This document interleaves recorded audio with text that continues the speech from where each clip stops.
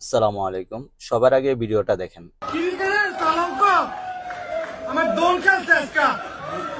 ক্রিকেটের কলঙ্ক ক্রিকেটের কলঙ্ক ওই শালা এখানে আমার কথা বলাই আমার খেলা বুয়া বুয়া মারানি বুয়া।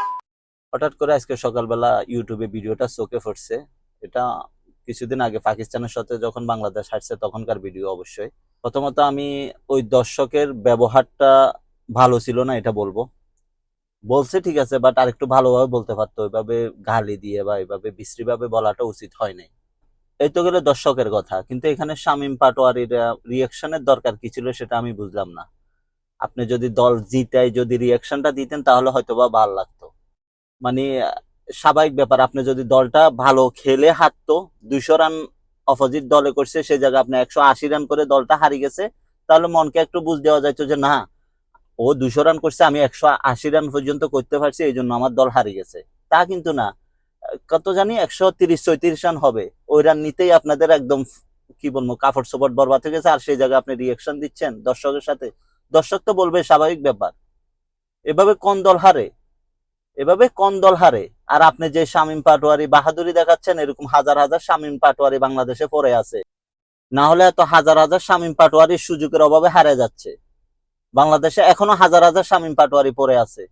আর পুরো এশিয়া কাপে আপনি কি করছেন দলের জন্য? মানে পুরো এশিয়া কাপ তো আপনাকে দিছিল দলের জন্য, কতটুকু কি করছেন? কয় রান করছেন? কতটুকু আপনার স্ট্রাইক রেট? যেন আপনি দর্শকে বলতেছে আর দর্শকরা আসি বলতেছেন নিচে খেলার জন্য। আসলে দোষ তো আপনাদেরকে দিয়ে লাভ নাই। আপনারা খেলতে আসছেন, আপনাদেরকে খেলার জন্য যারা নিয়ে আসছে, দোষ তো তাদেরই, যারা 900 কোটি টাকার মালিক।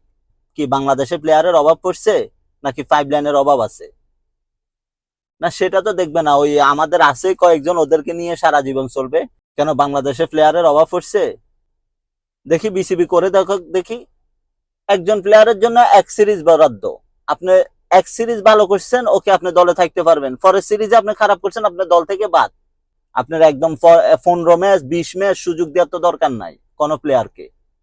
করেন না এরকম, দেখেন না কি হয়। এমনি তো দিয়ে দেখছেন সুযোগ, এটা না হয় দিয়ে দেখেন। আসলে আমার কথা কিছু যায় আসে না, বাট শামীম পাটোয়ারির যে রিয়াকশন দেখছি, এটাতে আমার নিজেরই মেজাজ খারাপ হয়ে উঠছে। অনুশোচনা তো আপনার মধ্যে ছিল না, যে না, আমরা নিজের ভুলের কারণে, আমরা ভালো খেলে হারি নাই, আমরা নিজের ভুলের কারণে হেরে গেছি।